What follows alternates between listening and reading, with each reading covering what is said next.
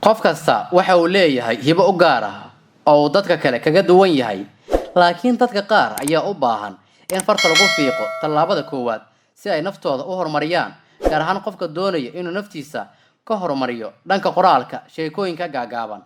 Haddaba si aad ugu baraarugto tallaabooyinka koowaad ee sheeko qorista, raac tallaabooyinkan uu soo gudbinayo website-ka WikiHow waana sidatan.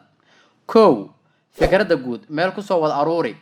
Xilli kasta ayaa fikrad kugu soo dhalan karta, sidaas daraaddeed mar walba wado xasuus qor yar oo jeebkaaga kugu jiro meel kasta oo aad aado, si aad u awoodo inaad diiwaan geliso fikrad kasta iyo qiso kasta oo xilli walba kugu soo dhici karta. labo Ka fikir gundhiga sheekada. Marka aad fikradaada doorato, waa inaad xulato aasaasiyaadka sheekada inta aadan qorin ka hor. Waa in tallaabooyinka ay sheekadu ku soconayso sii og tahay, sida inaad hordhac u samayso dhacdooyinka halka ugu sareeya ee sheekada ugu dambeyn gebagabo. saddex Shakhsiyaadka sheekada ku jira astaamaha ay leeyihiin xadid oo sheeg. Waa inaad sheekadu u ekaataa mid waaqici u dhow si ay dadku u rumaystaan. Waa inaad samayso xilliyada qaar oo ay sheekada soo dhexgeliso shakhsiyaad ay dadku yaqaanaan si ay sheekada macno ugu sameeyaan.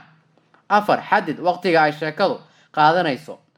Waxaa suurtagal ah in dhacdada sheekadu ay ku wareegto malaayiin sano ka hor, oo ay dhinacyo badan soo hoosgalayaan, dhacdooyin kala duwan iyo dad badan oo ay ka soo dhex muuqanayaan. Sidaas daraaddeed, sheekada gaaban dhacdooyinkeedu waa inaanay ka badnayn maalmo iyo daqiiqado. Dhacdadu meel keliya ayay ku dul wareegaysaa sida u badan.